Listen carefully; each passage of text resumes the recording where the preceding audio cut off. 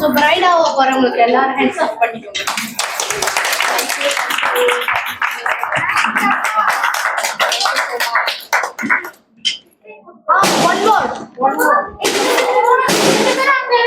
வந்து இன்றைக்கு நம்ம தேவ செய்தியை நம்ம எதுல நம்ம பார்க்க போறோம்னாக்க ஆண்டவர் வந்து எப்படி நம்மளை ஆயத்தப்படுத்துறாரு.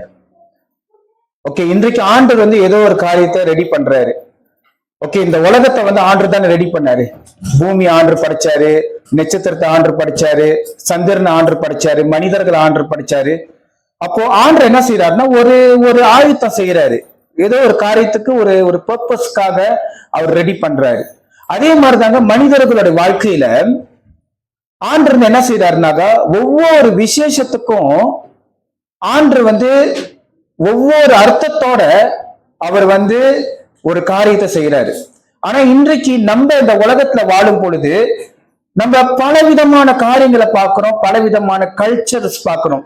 நீங்க வந்து அஸ்லி இடத்துக்கு போனீங்கன்னாக்கா அவங்களுடைய கலாச்சாரம் வேற, அவங்களுடைய ஒரு பெண்களை வந்து ஒரு திருமணத்துக்கு முன்பதாக அவங்க வந்து ஆயத்தம் பண்ணுவாங்கல்ல, அவங்களுடைய கலாச்சாரம் வேறையா இருக்கும். நீங்க வந்து இந்தியாவில போய் பாத்தீங்கன்னா இந்தியாவோட கலாச்சாரம் கொஞ்சம் வேறையா இருக்கும். நீங்க சைனால பாத்தீங்கன்னா சைனாவோட கல்ச்சர் கொஞ்சம் வேற மாதிரி இருக்கும். ஆனா இன்றைக்கு நம்ம எந்த கல்ச்சர்ல வந்து நம்ம இந்த ஆயத்த ஜெபம் செய்வது? நம்ம எதை ஃபாலோ பண்ணணும்? வேதத்தை ஃபாலோ பண்ணணும். அல்லேலூயா, வேதத்தை ஃபாலோ பண்ணணும்.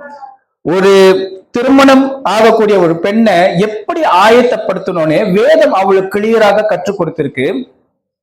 ஆனா இன்றைக்கு அதை தாண்டி இந்த உலகத்துல நம்ம பார்க்கிறோம், எல்லோருமே உலக போற போக்கிலேயே அவங்க இஷ்டத்துக்கு வேதத்துக்கு தாண்டி வேதத்துக்கு புறம்பாக அவங்க ஆயத்தம் பண்றாங்க. சோ இன்றைக்கு நம்ம வந்து பிரிஷிலா அவங்க ஜோவேச திருமணம் பண்ண போறாங்க. சோ இந்த திருமணத்துக்கு நம்ம எப்படி இன்றைக்கு நம்ம பிரிஷிலாவை நம்ம ஆயத்தம் பண்ண போறோம் சொல்லி இன்றைக்கு நம்ம வசனபூர்வமாக அதிகாரப்பூர்வமாக வேதத்தின் பூர்வமாக இன்றைக்கு நம்ம காணப்போகிறோம். நாம் எடுத்துக்கொள்வோம் எஸ்தர் 2வது அதிகாரம் 12வது வசனம். ஓகே, இன்றைக்கு பிரசங்கத்தோட தலைப்பு என்னன்னாக ராஜாவுக்கு முன்பதாக உங்களை நீங்க ஆயத்தப்படுத்துங்க. சொல்லுங்க, இன்றைக்கு பிரசங்கத்தோட தலைப்பு என்னது? ராஜாவுக்கு முன்பதாக உங்களை நீங்க ஆயத்தப்படுத்துங்க. இன்றைக்கு நம்ம இந்த உலக ராஜாவை பார்க்கும் பொழுது, ஒரு அகோக பார்க்கும் பொழுது நம்ம எப்படி போவோம்? குளிக்காம போவோமா? அழுக்கு ட்ரெஸ்ஸோட போவோமா? நீங்க கொஞ்சம் யோசிச்சு பாருங்க. நம்ம வந்து ஒரு ராஜாவை பார்க்க போறோம்னாக்கா நம்ம அதுக்கு உண்டான புரோட்டோகாலை நம்ம வந்து ஃபாலோ பண்ணணும். ஒரு ராஜா பார்க்கும் போது நம்ம சுத்தமா இருக்கணும். நம்ம இந்த ட்ரெஸ் கோட்ல தான் போகணும், வேற எந்த ட்ரெஸ் கோட்டுக்கும் போக கூடாது. இஸ்தானால பாத்திருக்கீங்களா? அது ஒரு வெள்ளை கலர் சட்டை போட்டிருப்பாங்க, வெள்ளை கலர் கோல்டு கலர்னு போட்டிருப்பாங்க, பாத்திருக்கீங்களா? அப்போ ஒரு ராஜாவை பார்க்கும்போது இந்த ட்ரெஸ் கோட்ல தான் போகணும். ராஜா கிட்ட நடக்கும் போது இப்படிதான் நடக்கணும். உங்க இஷ்டத்துக்கு நடக்க முடியாது, இப்படிலாம் நடக்க முடியாது. புரியுதுங்களா? பாம்பு மாதிரினா போக முடியாது, வளைஞ்சுனா போக முடியாது. ஒரு ராஜா கிட்ட போனோம்னாக்கா நம்ம ஸ்ட்ரெயிட்டா நம்ம நடக்கணும், நம்ம கொஞ்சம் திகாசா இருக்கணும். அவங்க கிட்ட போன பிற்பாடு எப்படி பணியணும்ட்டு ஒரு புரோட்டோகால் இருக்கு. அப்போ அதே மாதிரிதாங்க நம்ம ஆண்டவர் ஆகிய இயேசு, அவர் ராஜா. நம்ம வந்து யாரு? மனவாட்டி. நம்ம மாவாட்டி கிடையாது. நம்ம வந்து மாவாட்டல, நம்ம வந்து யாரு? மனவாட்டி. ஆண்டவராகிய இயேசு கிறிஸ்து ஒரு மணவாளன். அப்போ நம்ம வந்து ஒரு மாவாட்டி மாதிரி இருக்க கூடாதுங்க. ஒரு மனவாட்டி எப்படி இருப்பாங்க? இயேசு கிறிஸ்து வந்து அந்த 10 கன்னிகையை கொடுத்து அவர் வந்து கற்றுக் கொடுத்தாரு. அவர் என்ன கற்றுக் கொடுத்தாருங்களா? எப்படி ஆயத்தமா இருக்கணும். எண்ணெய் இல்லாதவங்க, புத்தி இல்லாத ஸ்திரீ, அவங்க ஆயத்தம் ஆவல. ஒரு மணவாளன் வரப்போறாருன்னா அந்த எண்ணெய் இருக்கணும். அப்பதான் அந்த ஒளி வந்து எரிஞ்சுக்கிட்டே இருக்கும். எண்ணெய் தீந்துருச்சுன்னா என்ன ஆகும்? அங்க ஒளி இருக்காது. அப்போ அந்த மணமக வந்து ஒரு மதிக்கிற ஒரு மணமக. அப்போ ஒரு மனவாட்டி எப்படி இருக்கணும்னாக்க நம்ம ஆயத்தமா இருக்கணும். நம்ம கையில என்ன ஸ்பேரா இருக்கணும். சோ நம்ம இயேசுவுக்கு முன்பதாக நம்ம ஆயத்தப்பட போறோம்னாக்க நம்மளுடைய ஆவி, நம்முடைய ஆத்மா, நம்மளுடைய சரீரம் முழுவதுமாக நம்ம சுத்திகரிப்புக்குள்ள கொண்டு வரணும் பிரியமானவர்களே. ஓகே, இன்றைக்கு இந்த எஸ்தர்ல நம்ம பார்க்கும் பொழுது பிரிஷிலா தான் மனவாட்டி. ஓகே, தத்துவமாக இன்னைக்கு இந்த எஸ்தர் ராஜாத்தியோடைய சுத்திகரிப்பை நம்ம பார்ப்போம். ஓகே, நம்ம எடுத்துக்கொள்ளும் 11வது வசனம் நம்ம வாசிப்போம் சத்தமாக. 2வது அதிகாரம் 11வது வசனம். எஸ்தருடைய சுக செய்தியையும் அவளுக்கு நடக்கும் காரியத்தையும் அறிய மோர்தகாய் நாடோறும் கன்னி மாடத்து முற்றத்துக்கு முன்பாக உலாவுவான். ஒவ்வொரு பெண்ணும் 6 மாதம் வெள்ளை போல தைலத்தினாலும் 6 மாதம் சுகந்த வர்க்கங்களினாலும் இஸ்திரிகளுக்குரிய மற்ற சுத்திகரிப்புகளினாலும் ஜோடிக்கப்படுகிற நாட்கள் நிறைவேறி இவ்விதமாய் இஸ்திரிகளின் முறைமையின்படி 12 மாதமாக செய்யப்பட்ட தீர்ந்த பின்பு ராஜாவாகிய ஆகோஸ்வேருவின் இடத்தில் பிரவேசிக்க அவளுடைய முறை வருகிற போது. என் பிரியமானவர்களே, இப்ப இந்த எஸ்தர் ராஜாத்தி யாருன்னா ஒரு யூத பெண்ணு. இப்ப இந்த யூத பெண் அவ என்ன செய்யறானா, அவ தேர்ந்தெடுக்கப்படுறா ஒரு ராஜாவுக்கு வாக்குப்படுறதுக்கு. அப்ப இந்த இடத்துல என்ன நடக்குதுன்னு சொன்னா, மோர்தெகாய் யாருன்னா ஒரு மாமா, அதாவது அவங்க அப்பாவுடைய சகோதரன் பைபிள்ல போட்டிருக்கு. அப்ப அவங்க மாமா என்ன செய்யறாங்க, இந்த எஸ்தர் ஒரு அனாதையா இருக்கிறா, அவளுக்கு அப்பா அம்மா இல்ல, அவளுக்கு யாருமே இல்லாத போது மோர்தெகாய் தான் ஒரு மாமாவாக, ஒரு அப்பாவாக, ஒரு ஆவிக்குரிய தந்தையாக எஸ்தரை அவர் உருவாக்குனாரு. உருவாக்கி என்ன சொல்றாருன்னா, எஸ்தர் ஆயத்தப்படுத்தி, எஸ்தர் நீ அங்க போ, நீ திருமணத்துக்கு ரெடி ஆகுன்னு. அப்பதான் என்ன நடக்குது, எஸ்தருக்கு அந்த சுத்திகரிப்பு காரியங்கள் நடக்குது திருமணத்துக்கு முன்பதாக. நீங்க வேதத்தை வாசிச்சு பாருங்க. வேதத்துல போட்டிருக்க ஒவ்வொரு பெண்ணும் 6 மாதம் வெள்ளை போல தைலத்தினாலும். என் பிரியமானவர்களே, வெள்ளை போலம்னா என்ன கேள்விப்பட்டிருக்கீங்களா? கேள்விப்பட்டா உங்களுக்கு தெரியணும், கை தூக்குங்க. வெள்ளை போலம். ஓகே, மோரியா மலையிலங்க என்ன செய்வாங்க, இஸ்ரவேல் மக்கள் அவங்களுக்கு ஏதாவது பண்டிகை வர நேரத்துல அந்த மோரியா மலையில போயிட்டு திராட்சை பழம், பல பழங்கள் இருக்கும், அதை எடுத்து சந்தோஷமா சாப்பிடுவாங்க, சந்தோஷமா இருப்பாங்க. ஆனா அந்த வெள்ளை போல மரத்துக்கிட்ட மட்டும் போகவே மாட்டாங்க. ஏன் அந்த வெள்ளை போல மரத்துக்கிட்ட போக மாட்டாங்கன்னா, அது ஒரு கசப்பான மரம். அது மரமா செடியான்னு கேட்டா அது ஒரு 2 கட்டான்னு தான் எல்லாரும் சொல்லுவாங்க. நீங்க அந்த வெள்ளை போல மரத்தை பத்தி நீங்க கொஞ்சம் ஆராய்ச்சி பண்ணி பாருங்க. அந்த வெள்ளை போல மரம் அது மரம்னு சொல்ல முடியாது, செடின்னு சொல்ல முடியாது. அது பாக்குறதுக்கு செடி மாதிரியும் இருக்கும், மரம் மாதிரியும் இருக்கும், ஆனா அதுக்கு வளர்ச்சி இல்லை. அதோட கனிகளை பார்க்க திராட்சை பழம் மாதிரி இருக்கும், ஆனா அது அங்கேருந்து கிட்ட கூட யாரும் போக மாட்டாங்க. ஏன்னா அந்த மரத்தை பார்த்தா எல்லாரும் வெறுப்பாங்க. இஸ்ரேல் மக்கள் எல்லாரும் போயிட்டு பல மரத்துல இருக்கிற அதாவது கனிகளை சாப்பிடுவாங்க, ஆனா அந்த வெள்ளை போடத்துல இருக்கிற பழத்தை மட்டும் சாப்பிட மாட்டாங்க. அப்ப அந்த மரம் ரொம்ப கவலைப்பட்டுச்சான். அந்த மரம் என்ன கவலைப்பட்டுச்சுன்னா, இங்க பாரு, நான் இங்க நிக்கிறேன், எல்லோரும் போறாங்க, எல்லாரும் அந்த மரத்துக்கிட்ட போறாங்க, ஆனா என்கிட்ட யாரும் வர மாட்டாங்கன்னு சொல்லி அந்த மரம் ரொம்ப கவலைப்பட்டுச்சான். அப்போ ஒரு தடவை ஒரு வாலிபன், இது நான் சொல்றது ஒரு உண்மை கதை தெரியுங்களா, இது ஒரு பாப்புலரான ஒரு ஸ்டோரி இது நான் சொல்றது. சோ நீங்க போயிட்டு நீங்க ஆராய்ச்சி பண்ணி பாருங்க, அந்த வெள்ளை போல அந்த மரத்தை பத்தி நீங்க கொஞ்சம் ஆராய்ச்சி பண்ணி பாருங்க, உங்களுக்கு நிறைய தகவல் உங்களுக்கு அந்த மரத்தை பத்தி தெரியும், அது எவ்வளவு ஒரு ஒதுக்கப்பட்ட ஒரு மரம்னு. அப்போ ஒரு பையன் போயிட்டு அந்த மரத்துல இருக்கிற கனியை பிச்சிட்டான். அப்ப அந்த மரம் ரொம்ப சந்தோஷப்பட்டுச்சு. பரவாயில்ல, ஒரு வாலிப பையன் என் மேல ஏறி பழத்தை பிச்சு அவன் விளையாண்டுகிட்டு இருக்கிறான்னு. அப்ப அந்த நேரத்துல அந்த பையனோட அவங்க அப்பங்காரன் என்ன சொன்னா, டேய் ஏன்டா நீ அந்த மரத்துக்கிட்ட போய்கிட்டு இருக்க? அந்த மரம் அது ஒரு பாய்க்க முடியாத ஒரு மரம், ஒரு ஒதுக்கப்பட்ட ஒரு மரம், ஒரு கசப்பான ஒரு மரம், புரோஜனம் இல்லாத ஒரு மரம், அழுக்கா இருக்கிற ஒரு மரம் சொல்லி, அருவருப்பான ஒரு மரம்னு சொல்லி அந்த பையனை ஏசி அந்த பழத்தை வீச சொல்லிட்டு அவங்க அப்பா அந்த பையனை கூட்டிட்டு போயிட்டார். அப்பா அந்த மரம் அழுவுது, ஆண்டவரே ஏன் ஆண்டவரே என்ன இப்ப வெறுக்கிறாங்க? நான் ஏன் அந்த ஒரு மரத்திலே ரொம்ப ஒரு ஒதுக்கப்பட்ட ஒரு மரமா நான் இருக்கிறேன்? என்னை யாரும் சேர்த்துக்க மாட்டாங்களா? என்னை எல்லோருமே என்ன கசப்பான மரம் தான் சொல்லுவாங்களா? இன்னைக்கு நான் இன்னைக்கு தெரிஞ்சிருச்சு ஆண்டவரே நான் யாருன்னு. ஆண்டவரே நான் சொல்றது உங்களுக்கு கேக்குதா இல்லையான்னு. அப்போ அந்த மரம் என்ன செய்யுது, பறவைகிட்ட கேக்குது, பறவைகளே நீங்க எல்லாரும் போறீங்க, மத்த மரத்துலாம் போய் உட்காந்துக்கிறீங்க, ஆனா என் மரத்துல கூட நீங்க கூடு கட்ட மாட்டீங்களே சொல்லி பறவை பார்த்து கேட்குதான். பறவை சொன்னிச்சான், உன் மரத்துல கூடு கட்டினா என் மனசு வந்து கசப்பாயிரும். ஸோ நான் வந்து இந்த மாதிரியான ஒரு துர்நாற்றம் உள்ள ஒரு மரத்துல நான் இருக்க மாட்டேன் அப்படின்னு சொன்னிச்சான் பறவைகள். அப்போ ஆண்டவர் நோக்கி அந்த மரம் அழுந்த பொழுது அதோடைய உடம்புல வந்துட்டு அழுவ கசியுது. நீங்க அந்த மரத்துல பார்த்திருக்கீங்களா? ஒரு ஜல்லு மாதிரி கசியம் பார்த்திருக்கீங்களா? அந்த மரம் வெட்டுப்பு விட்டு ஜல்லு மாதிரி கசியுது. அந்த மரம் அழுவ அழுவ அப்ப ஆண்டவர் சொல்றாரு, காத்துரு. சொல்லுங்க பெரியவங்க, காத்துரு காத்துரு. திடீர்னு என்ன நடந்துச்சுன்னா ஒரு அற்புதங்க. அந்த பட்டணம் முழுவதும் எங்க இருந்துங்க ஒரு வாசனை வருது, எங்க இருந்துங்க ஒரு வாசனை வருதுன்னு சொல்லி ஒரு பட்டணம் முழுவதுமே ஒரு வாசம். எல்லாரும் ஓடுறாங்க, ஓடி போறாங்க. அந்த வாசம் வேற எங்கேயும் வரலங்க, அந்த மரத்துல இருந்து வடிஞ்சிச்சு பாத்தீங்களா, அந்த ஜல்லு மாதிரி, அதுல இருந்து தாங்க வாசமே வந்துச்சு.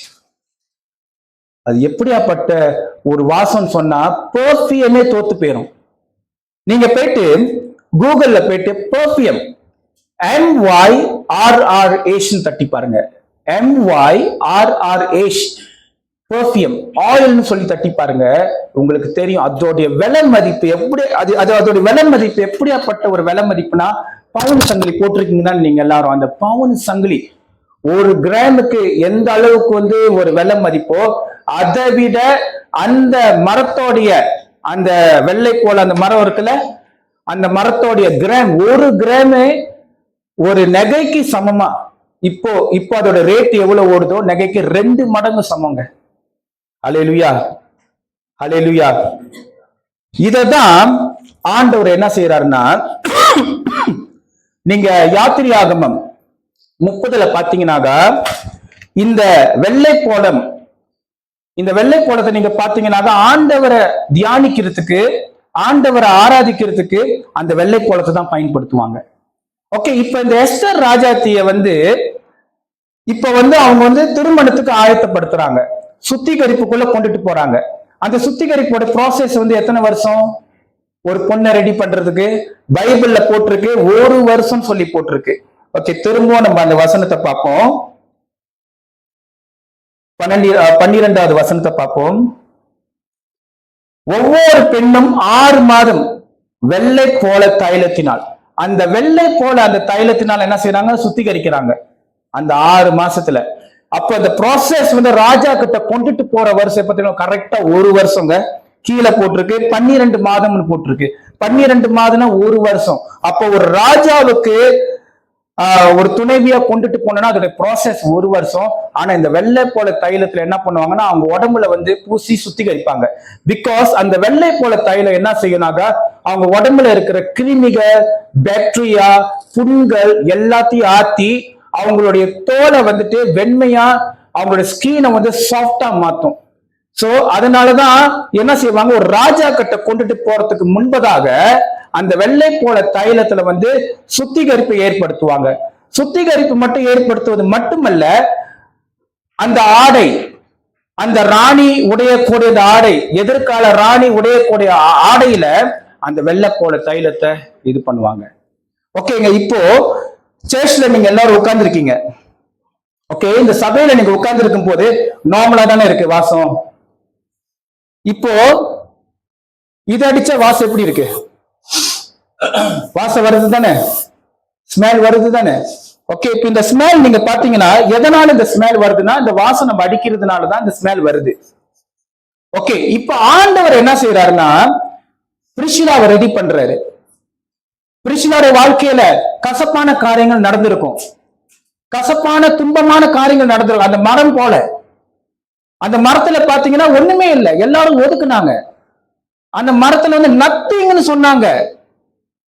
ஆனா இன்றைக்கு அந்த மரம் எப்படி இருக்குனாக்க உலகமே போற்றக்கூடிய ஒரு மரமா இருக்குங்க. அல்லேலூயா. எனக்கு டைம் இல்லை, ஏன்னா லேட் ஆகிக்கிட்டு இருக்கு.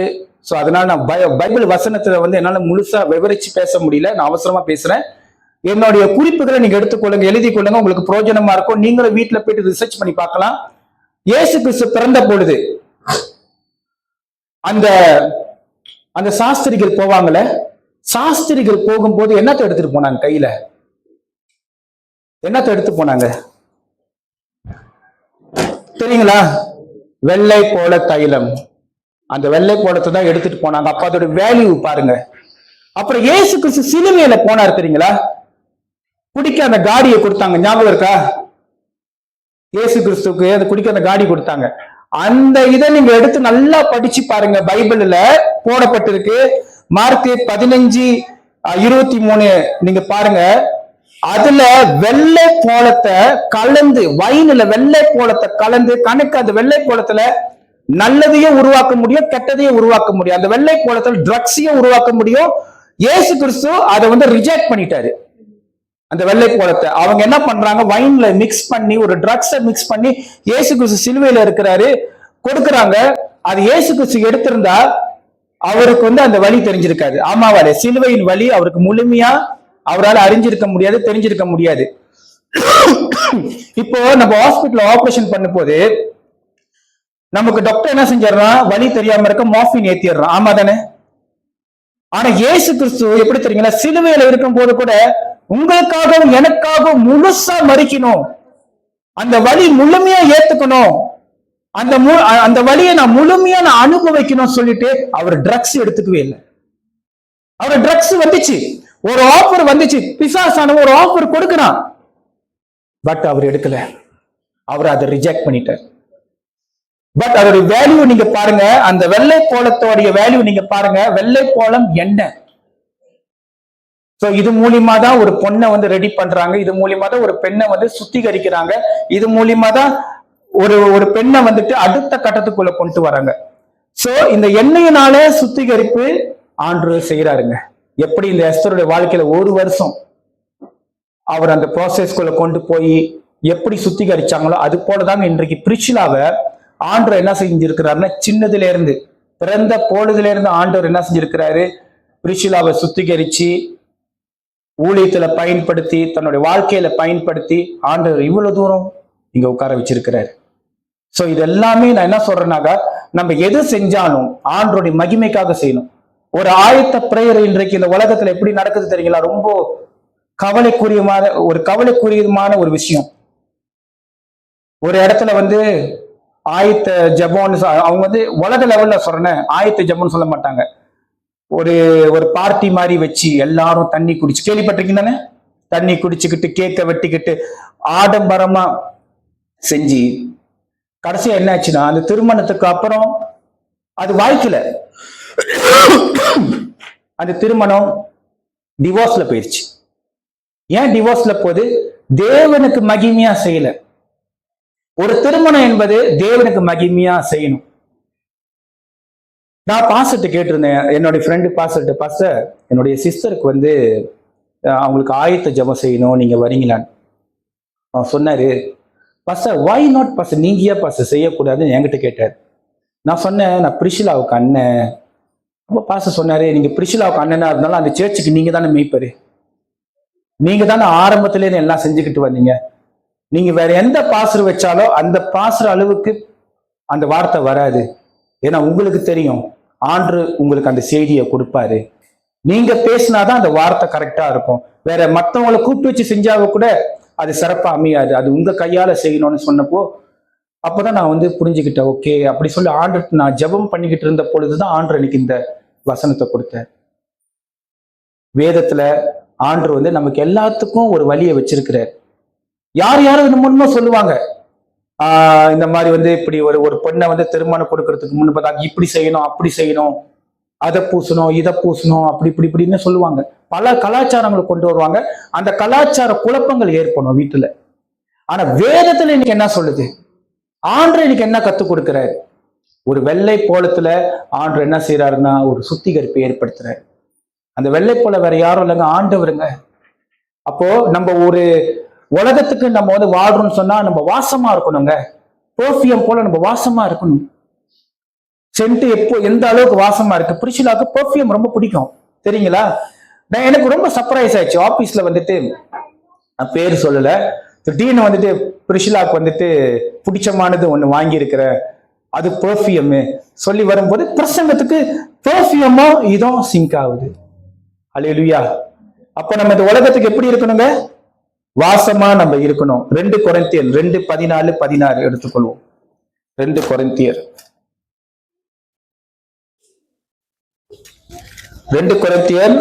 2வது அதிகாரம் வசனம் 14.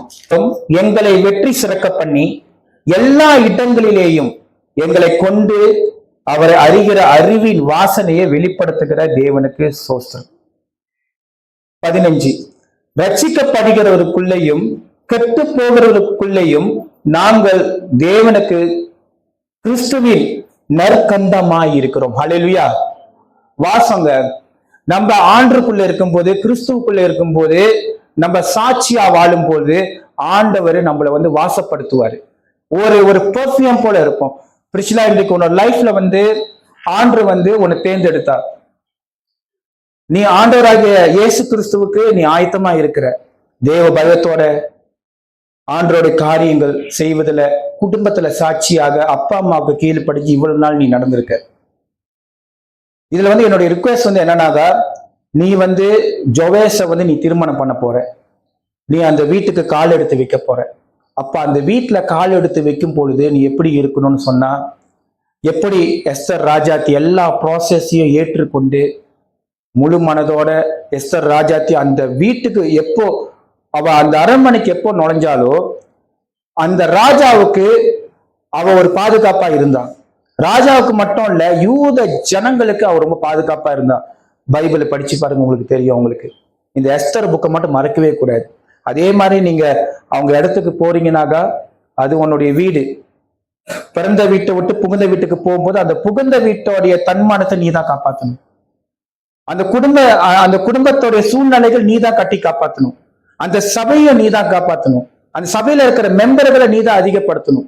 அந்த குடும்பத்துக்கு ஆபத்து வராதபடி நீ தான் பார்த்துக்கணும். ஜோவேஸை மட்டும் நான் சொல்லல, அந்த குடும்பத்துக்கும் நான் சேர்த்து சொல்றேன். இதுதான் நமக்கு வந்து வேதம் நமக்கு வந்து கத்துக் கொடுக்குது. எப்படி அந்த எஸ்தர் ராஜாத்தை சுத்திகரிப்புக்குள்ள கொண்டு போனாலும் அதே மாதிரிதான் இயேசு கிறிஸ்து ஒன்ன சுத்திகரிப்புக்குள்ள கொண்டு போனான். இன்னைக்கு சாதாரணமானவங்க ஒரு உலகத்தாருங்க, பைபிள் தெரியாது, ஆனா அவங்க வந்து அவங்கள எப்படி ஃபில்டர் பண்ணிக்கிறாங்க, சத்தியம் தெரியாதவங்க. ஓகே, இப்போ ஒருத்தவங்க திருமணம் பண்ண போறாங்கன்னா Facebookல இருக்கிற எல்லா ஃப்ரெண்ட் லிஸ்ட் அழிச்சிருவாங்க. கேள்விப்பட்டிருக்கீங்களா, பார்த்திருக்கீங்களா? எல்லா ஃப்ரெண்ட் லிஸ்ட் அழிச்சிருவாங்க. இதுக்கு முன்னாடி யார்கிட்ட சேட் பண்ணாங்களோ அந்த சேட் எல்லாத்தையும் கிளியர் பண்ணிடுவாங்க. உலகத்தாருங்க. அவங்களே வந்து ஒரு திருமணத்துக்கு, ஐயோ நம்ம திருமணம் பண்றோமே, நம்ம இப்படிதான் இருக்கணும், நம்மளை சுத்திகரிக்கணும், நம்ம தூய்மைப்படுத்திக்கணும்னு பைபிள் தெரியாதவங்க அவங்க அப்படி இருக்கும் பொழுது, பைபிள் தெரிஞ்ச வேதம் இன்னைக்கு நமக்கு என்ன கத்துக் கொடுக்குது, நம்ம ஃபில்டர் பண்ணிக்கணும். இதுக்கு முன்னால எப்படி இருந்தோம் அது முக்கியம். இனிமே பட்ட நம்ம லைஃப் எப்படி இருக்கணும். யூத்ஸ் எல்லாம் இருக்கீங்க, பாக்குறீங்க. இன்னைக்கு பிரிஷிலா அக்காவுடைய திருமணம் நீங்க பாக்குறீங்க, ஆயத்த ஜபத்தை நீங்க பாக்குறீங்க. உங்க லைஃப்ல ஒரு ஃபில்டர் முக்கியம். உங்க லைஃப்ல நீங்க ஃபில்டர் பண்ணிக்கிட்டே இருக்கணும். நம்ம உலக வாழ்க்கை வாழக்கூடாது. நம்ம வந்து ஒரு வாழ்க்கையை நம்ம தூய்மைப்படுத்தி நம்ம வாழும் பொழுது ஆண்டவர் உங்களுக்கான ஒரு பெஸ்டான ஒரு லைஃப் பார்ட்னர் வச்சிருக்கிற பிரியமானவர்களே. அல்லேலூயா. அதுக்கு சாட்சி முக்கியம். நீங்க இந்த உலகத்துக்கு வாசமா இருக்கணும். இன்னைக்கு அந்த இது சொன்ன அந்த வெள்ளை போல தைலத்தை பத்தி சொன்னல, அந்த வாசம் எது வரைக்கும் பயன்படுத்தப்படுதுன்னா, செத்து போற பணத்துக்கு கூட அந்த தைலத்தை வந்து பூசுறாங்க. ஏன்னா அந்த இடத்துல வந்து அந்த நாற்றத்தையே தூக்கி எறியக்கூடிய வல்லமை அந்த தைலத்துக்கு இருக்குங்க. அந்த தைலம் வேற யாரும் இல்லை, ஆண்டவராகிய இயேசு கிறிஸ்து. உங்க வாழ்க்கையை ஆண்டவராகிய இயேசு கிறிஸ்து அப்ளை பண்ணுங்க.